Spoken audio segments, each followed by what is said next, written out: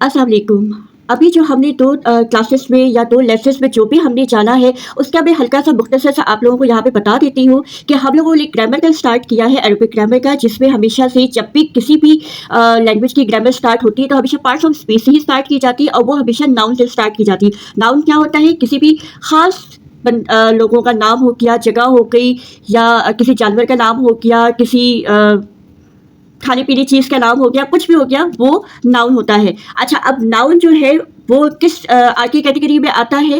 वो आता है आपके प्रॉपर नाउन और कॉमन नाउन। अच्छा, अब आप लोगों ने हमेशा नोट किया होगा कि जब हमें अरबी नहीं भी आती, तब हम जब भी अरबी बोलने की कोशिश करते हैं या यूँ कह लें कि हमें अरबी ना आते हुए भी हमें एक अंदाज़ा होता है कि हम हमेशा जब भी अरबी बोलते हैं, हम ये बोल देते हैं, हाज़ा बोतलुन, हाज़ा बाबुन, हाज़ा दीवारुन।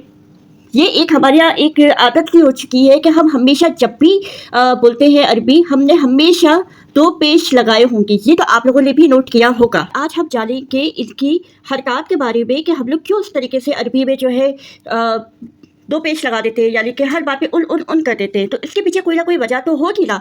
तो आज हम जानेंगे कि एराबी हालत क्या होती है, ये हरकत क्या होते हैं। आपने तजवीद में भी ये नोट किया होगा कि तजवीद में भी जो हरकत बताई जाती है, जैसे ता हो गया, पी हो गया या मीम हो गया, मीम के ऊपर पेश आ गई तो ये मुँह हो गया। इसी तरीके से हम लोग हरकत को देखते हैं ना। लेकिन इसम में जो आखिरी जो हरकत होती है ना, इसम के यानी कि जो भी हम लिख रहे हैं, लफ्ज़ लिख रहे हैं, उसमें जो आखिरी जो हरकत बनी हुई होती है, उसको हम कहते हैं एराब।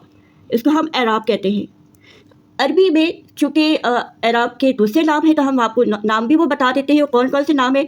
सबसे पहले जो नाम आता है, वो है रफ़ा, यानी कि तो पेश। फिर आ जाता है नसब, यानी कि तो ज़बर। फिर आ जाता है जर, यानी कि तो ज़ेर।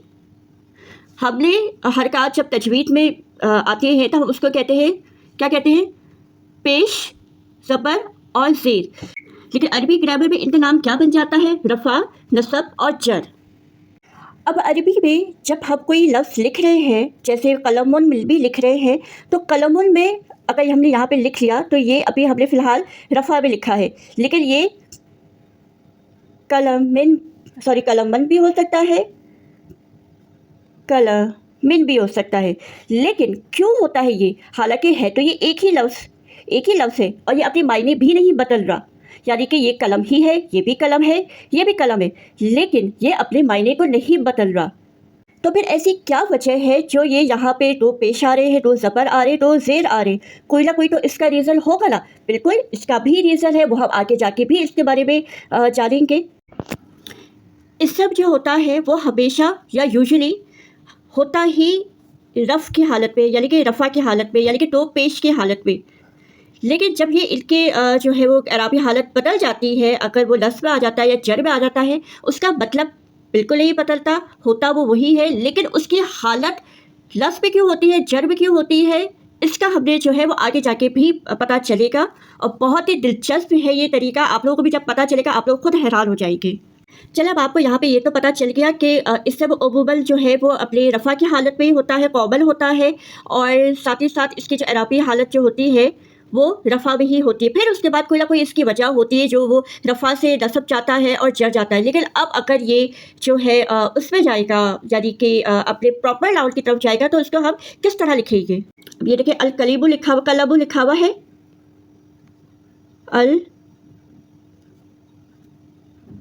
कलमा। फिर आ जाएगा अल कलबी। देखिए कितना फ़र्क आ गया है। यहाँ पे जो है हमने तलवीन लगाई है, तो ये कलमन, कलमुन, कलमिन, अल कलमु, अल कलमा, अल कलमी। कितना फ़र्क आ गया है प्रोनाउंसिएशन में।